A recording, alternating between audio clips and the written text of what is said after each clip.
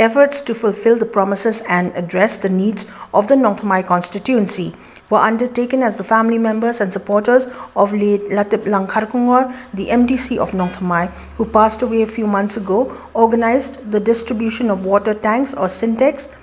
to residents facing economic hardships in the area. The event saw the presence of the Chief Executive Member of the Khasi Hills Autonomous District Council, Panyat Singh Siem, alongside village elders from localities within the constituency and members of the public who gathered to witness the initiative. Speakers at the event emphasized that this scheme was introduced by late Latiplang Kharkongor prior to his demise and represents the first individual scheme of its kind implemented through the KHADC. Gratitude was expressed to the family of late Latiplang Kharkongor, the CEM of the KHADC and supporters who remained committed to completing the late leader's vision. The CEM highlighted the importance of establishing a community hall in honor of late Latiplang Kharkongor to ensure that future generations recognize and remember his contributions.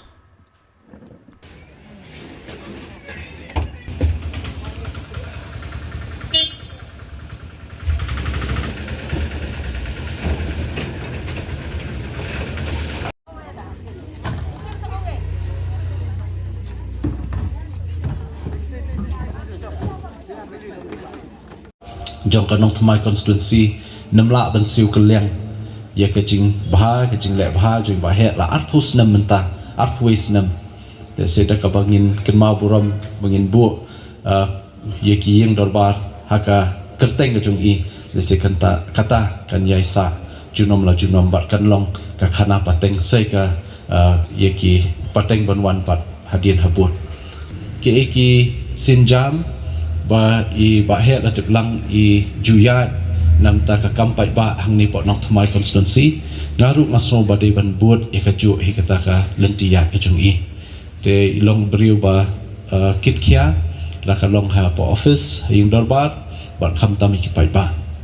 ba ka bang sultanat ka long ba bahet teng I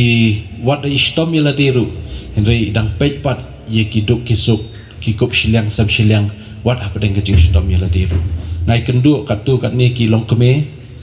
nang ni napok constituency nganam yathu kerteng nganam penpau kerteng ndring lai kendu iki bat abang asngap ya kecing lek bah jong ba he long kadai ke ka kam ka ba ngamla ban mudur ngi kran chapang ko umbam umdi hang ni sor shlong bunsin ni hap ban shuthiet kran ni jing sha kat nu spa shitangki ka kali baret te kata di ke ba ni hap ban pe ni nai kran ba ki bun kishnong nadut namaran teng moblei bun kishnong dan kishnong ste ki badan jing ka umbam umdi te ngala ikran bi kinong ilam shnong ban yele pe ki tolong kini kitai kumno ban la ban penpoi she kilong yeng she kishnong nang bi kilong yeng long sem kin la ban mentoy nakata